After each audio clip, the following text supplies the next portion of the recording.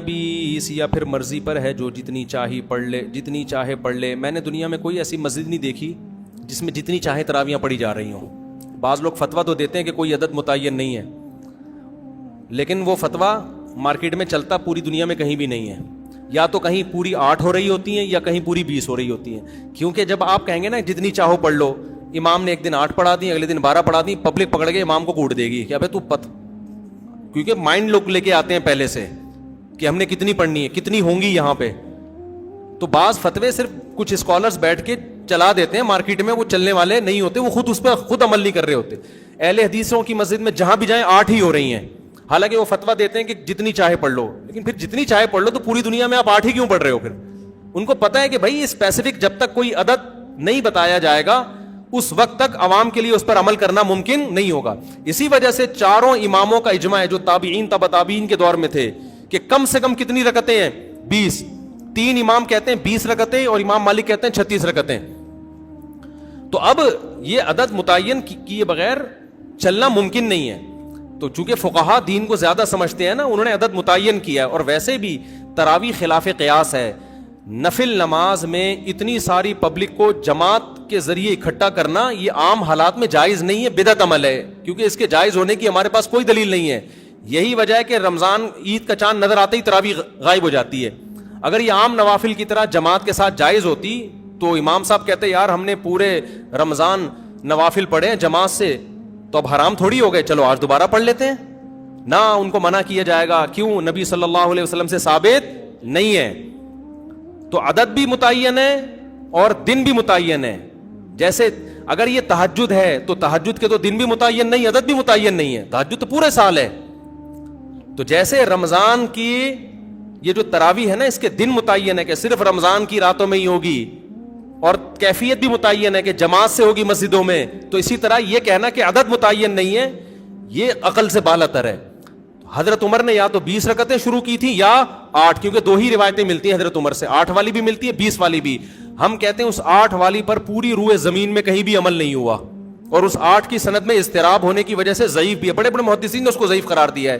جو scholars YouTube پہ آ کے یہ کہتے ہیں نا کہ بالاتفاق صحیح ہے، خدا کی قسم جھوٹ بولتے ہیں۔ وہ اتنے دھٹلے سے آج کل جھوٹ بولا جاتا ہے نا سوسائٹی میں کہ لوگ اس کو سچ سمجھنا شروع کر دیتے ہیں اور پھر چیلنج کرتے ہیں کوئی یہ گولڈن سند ہے، کوئی 8 رکعت والی حدیث کو ضعیف نہیں ثابت کر سکتا۔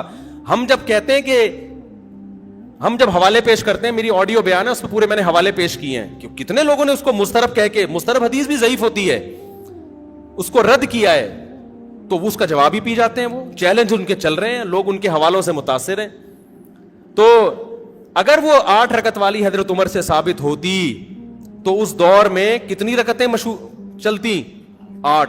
حرم میں بھی 8 ہوتی، مسجد نبوی میں بھی 8 ہوتی، اور 1400 سال سے حرم اور مسجد نبوی میں 8 ہی چلی آ رہی ہوتی۔ ابو حنیفہ بھی 8 کے قائل ہوتے، امام شافعی جیسے محدث اور مجتہد بھی 8 کے قائل ہوتے، امام احمد جو امام بخاری کے استاذ ہیں وہ بھی 8 کے قائل ہوتے، امام مالک بھی 8 کے قائل ہوتے، اور عبداللہ بن مسعود بھی 8 پڑھ رہے ہوتے، اور عثمان بن عفان بھی 8 پڑھ رہے ہوتے۔ ہم کہتے ہیں کہیں کوئی ضعیف روایت بھی نہیں ملتی کہ عثمان بن عفان کے دور میں 8 ہوئی، حضرت علی کے دور میں 8 ہوئی۔ 20 والی تو بہت ساری ملتی ہیں ہمیں۔ تو اس لیے، اور تواتر عملی بھی ملتا ہے۔ 150-200 سال پہلے فقہا بیان کرتے ہیں کہ پوری روئے زمین پر ہمیں کوئی بھی مسجد نظر نہیں آتی، ٹریولنگ ہوتی تھی نا اس زمانے میں بھی، کہ کہیں بھی ہمیں 20 رکعت سے کم 1 رکعت مل رہی ہو۔ اور ویسے بھی ایک بات ہے، محدثین نے اس نماز کو تراویح کا نام دیا ہے، یہ بہت اچھی طرح سمجھو، یہ ہم نے نام نہیں دیا کہ علماء دیوبند یا حنفی یا شافعی لوگوں نے۔ اس نماز کو تراویح کا نام کس نے دیا؟ بولو، محدثین نے۔ اس پہ باب جو باندھا جاتا ہے نا تراویح کا، یہ میں اور آپ نہیں، کون؟ محدثین۔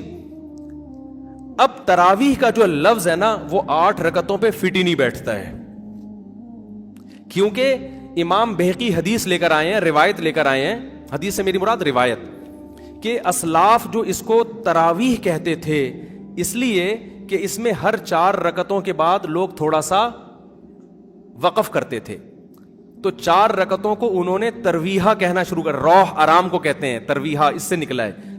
4 رکعتوں کے بعد کیا کرتے تھے؟ آرام۔ تو اس لیے ہر 4 رکعت کے بعد، ہر 4 رکعت کو ایک ترویحہ۔ تو اب محدثین نے اس کو نام کیا دے دیا؟ تراویح، فقہا اور محدثین نے۔ تو اس کی وجہ محدثین بیان کرتے ہیں کہ تراویح کا نام اس لیے دیا گیا کہ ہر 4 رکعتوں کے بعد تھوڑا ریسٹ کیا جا رہا ہے. اب مجھے بتاؤ یہ جو عربی لغت میں نا ایک ترویحہ 4 رکعت اور تراویح جمع اقصی ہے. عربی میں جمع کے لیے کم سے کم 3 فرد ہونا ضروری ہے. جیسے رجل ایک آدمی, بھائی چل رہی ہے ریکارڈنگ, رجل ایک آدمی, رجلانی 2 آدمی, رجال 2 سے زیادہ. تو تراویح 2 ترویحوں سے زیادہ, 2 ترویحیں بنتے ہیں 8 رکعتیں اور تراویح بنتی 8 سے زیادہ. کتنی زیادہ یہ اس میں سب آ سکتا ہے. تو 8 رکعتوں پہ تو تراویح کا لفظ فٹ ہی نہیں بیٹھتا, تو محدثین اس کو تراویح کیسے کہیں گے اور تراویح کے باب کیوں باندھیں گے؟ اس زمانے میں اگر 8 رکعتیں ہو رہی ہوتی محدثین کے دور میں تو اس کو ترویحتین کہتے نا, وہ تراویح سے تعبیر نہ کرتے. سمجھتے ہو کہ نہیں سمجھتے؟ اور تراویح ہے بھی جمع اقصا. جمع اقصا کا مطلب عربی میں 2 قسم کی جمع ہوتی ہے, ایک جمع قلت اور ایک جمع کثرت. افعل, افعال, فعلت, افعلت, یہ 4 وزن جمع قلت کے ہیں 3 سے لے کے 9 تک. اور جمع اقصا کہتے ہیں جیسے مساجد, یہ جمع اقصا ہے, بہت ساری مسجدیں اور بہت سارے سے ملتے جلتے الفاظ ہیں, مفاعل یا فعائل کے وزن پر. تو تراویح بھی یہ فعائل, تفاعل اس طرح کا وزن بنتا ہے. یعنی جمع اقصا کا مطلب ہوتا ہے جس میں جو فعائل کا وزن بن رہا ہو, فواعل کا وزن بن رہا ہو. اب یہ صرف کی بات ہے نا, ہر آدمی کو کھوپڑی میں نہیں آئیں گی. آج کل کے جو اسکالرز آ رہے ہیں ان کو تو ویسے ہی کھوپڑی میں نہیں آئیں گی, کیونکہ ان کو صرف نحو کا الف بے بھی نہیں پتا ہے, عربی گرامر جانتے ہی نہیں ہے, اردو کتابیں پڑھ پڑھ کے پھینک رہے ہوتے ہیں بیٹھ کے. تو تراویح ترویحہ کی جمع اقصا ہے, ترویحہ تفعیلہ اور تراویح تفاعیل. تو تفاعیل کا وزن جمع اقصا کا وزن ہے. یہ جمع کثرت پہ دلالت کرتا ہے. محدثین نے صدیوں پہلے اس نماز کو تراویح کہا, جس سے پتہ چل رہا ہے ایک ترویحہ نہیں ہے, 2 ترویحیں نہیں ہیں, 3 بھی نہیں ہیں, 3 سے زیادہ ہیں, کثیر ترویحیں ہیں. کثیر ترویحیں ہیں. جب کثیر ترویحیں ہیں تو وہ 8 اور 12 رکعتیں بھی نہیں ہیں, زیادہ ہیں وہ. تو جو حضرات اپنی مسجدوں میں 8 رکعت تراویح پڑھتے ہیں تو بھائی آپ اس کو تراویح کی نماز ہی نہ بولو, ترویحتین بولو. اچھا, انہوں نے بھی یہ کام کرنا شروع کر دیا, اب اس کو تراویح بولنا چھوڑ کے صلاۃ اللیل بولنا شروع کر دیا ہے کہ ہم صلاۃ اللیل بولیں گے, تراویح بولیں گے ہی نہیں اس کو. یہ آپ ایک اور مصیبت میں پھنس جاؤ گے. آپ ایک ٹینشن سے تو بچنا چاہ رہے ہو, لیکن آپ ایک دوسری ٹینشن میں پھنس جاؤ گے. وہ ٹینشن یہ ہے کہ محدثین کے دور میں یہ صلاۃ اللیل ہے تو صلاۃ اللیل ہی, وتر بھی صلاۃ اللیل ہے, تہجد بھی, ہر نماز جو رات کو پڑھی جائے وہ صلاۃ اللیل ہے. لیکن محدثین نے, یہ میں نے نہیں, ٹھیک ہے نا, محدثین اور فقہا نے اس کو الگ نام اس لیے دیا تھا یہ بتانے کے لیے کہ یہ صلاۃ اللیل عام صلاۃ اللیل جیسی نہیں ہے, اس کے کچھ احکام دوسری نمازوں سے ڈفرینٹ ہیں. اس میں بڑی جماعت ہوگی, ایک امام کے پیچھے لوگ پڑھیں گے اور عشاء کے بعد پڑھی جائے گی یہ, جبکہ صلاۃ اللیل کب پڑھی جاتی ہے, جو تہجد جس کو آپ صلاۃ اللیل, وہ رات کے آخری حصے میں. تو تراویح آپ کو رات کے آخری حصے میں پڑھنی چاہیے. پھر اس میں آپ بڑی جماعت قائم نہ کریں, کیونکہ رسول اللہ صلی اللہ علیہ وسلم نے جو 3 دن رمضان میں جو نماز پڑھی ہے وہ 3 دن کے بعد آپ نے ترک کر دی تھی. تو جو نماز آپ نے ترک کی ہے وہ آپ کنٹینیو کیوں پڑھ رہے ہو رمضان میں؟ بھائی کیا دلیل ہے آپ کے پاس؟ آپ کہتے ہو حضرت عمر نے شروع کی ہے, تو حضرت عمر نے جو شروع کی ہے اس کو محدثین نے تراویح کہا ہے. صلاۃ اللیل تو ہے وہ, لیکن اس کو الگ سے بھی ایک نام دیا ہے. اور تراویح کا لفظ 8 رکعتوں پہ صادق نہیں آتا, اس کا مطلب حضرت عمر نے 8 پڑھی نہیں تھی, 8 سے زیادہ پڑھی ہیں. اور پھر پوری روئے زمین پہ جو پڑھی گئی ہیں, ان تمام باتوں کا کسی کے پاس کوئی جواب نہیں ہے. بعض لوگ کہتے ہیں بخاری کی حدیث ہے کہ نبی صلی اللہ علیہ وسلم رمضان اور غیر رمضان میں 8 سے زیادہ نہیں پڑھتے تھے. بخاری ہی کی دوسری حدیث بھی ہے جس میں حضرت عائشہ فرماتی ہیں کہ نبی صلی اللہ علیہ وسلم رمضان میں زیادہ عبادت کیا کرتے تھے رات میں, اور رمضان کے غیر میں کم کرتے تھے. یزید فی رمضان ما لا یزید فی غیرہ. یہ کیا بات ہے کہ آپ وہ حدیث تو لے رہے ہو جس میں آتا ہے کہ 8 پڑھتے تھے رمضان غیر رمضان میں, بخاری ہی کی دوسری حدیث جس میں آتا ہے رمضان میں رکعتوں کی تعداد زیادہ ہوتی تھی, اس کو آپ فوکس نہیں کر رہے. آپ اس حدیث سے, بخاری ہی کی حدیث سے پتہ چلتا ہے بھی رمضان میں اگر 8 تھی, غیر رمضان میں 8 تھیں, تو رمضان میں 8 سے زیادہ تھیں. تو یہ حدیث بھی بخاری کی مضطرب ہے. حضرت عائشہ کا بیان میں اضطراب ہے. حدیث کی سند ٹھیک ہوتی ہے بعض دفعہ، لیکن سند صحیح ہونے کے باوجود جب دو حدیثوں میں ٹکراؤ ہوتا ہے تو وہ حدیث قابل استدلال نہیں رہتی. ہم یہ کہتے ہیں کہ امی عائشہ کہتی ہیں کہ ایک طرف کہہ رہی ہیں کہ رمضان میں آپ 8 پڑھتے تھے، دوسری طرف کہہ رہی ہیں 8 سے زیادہ پڑھتے تھے. ہم کہتے ہیں 8 والی حدیث کی تائید ہمیں دوسری حدیثوں سے نہیں ملتی، رمضان میں 8 سے زیادہ پڑھتے تھے، اس کی تائید میں دوسری صحیح حدیثیں موجود ہیں. لہذا ہم امی عائشہ کی یا بخاری کی وہ حدیث کو لیں گے جس میں 8 سے زیادہ کا ہے، اور رمضان کا تقاضا بھی ہے کہ 8 سے زیادہ پڑھتے ہو آپ.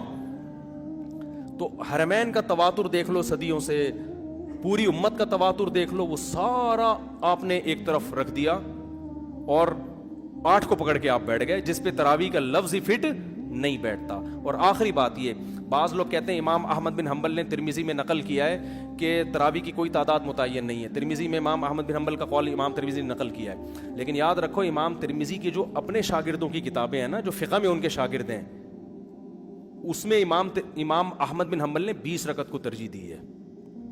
لہذا کوئی اس حوالے سے آپ کو دھوکہ نہ دے.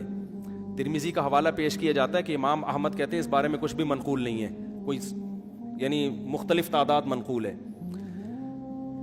دوبارہ بتاتا ہوں، دیکھو امام ترمذی نے جب تراویح کے باب کے تحت احادیث ذکر کی ہے نا، تو اس کے نیچے امام احمد بن حنبل کا قول نقل کیا ہے کہ اس بارے میں یقینی طور پر کوئی عدد ثابت نہیں ہے، جو بھی تعداد منقول ہے ان میں سے کسی کو بھی اختیار کیا جا سکتا ہے. جبکہ میں کیا دعویٰ کر رہا ہوں، امام احمد بن حنبل کے نزدیک کتنی رکعتیں افضل ہیں؟ 20 رکعتیں. تو کوئی یہ حوالہ دے کے آپ کو کنفیوز کر سکتا ہے. تو خوب سمجھ لیں، جب کسی مجتہد سے 2 مختلف قول منقول ہوتے ہیں، ایک قول ان لوگوں سے جو فقہ میں ان کے شاگرد ہیں اور ایک قول جو حدیث میں شاگرد ہیں، تو مسائل میں اس قول کو ترجیح ہوتی ہے جو فقہ میں ان کے شاگرد، کیونکہ وہ قانون بیان کر رہے ہیں. امام احمد بن حنبل کی جو فقہ کی کتابیں ہیں جس میں امام احمد بن حنبل کا فتویٰ نقل کیا گیا ہے، جو ان کے جتنے شاگرد ہیں جس کو فقہ حنبلی کہا جاتا ہے، وہ سب اس پر متفق ہیں کہ امام احمد بن حنبل کے نزدیک کتنی رکعتیں ہیں؟ 20 رکعتیں ہیں. تو وہ زیادہ اس ترجیح ہے.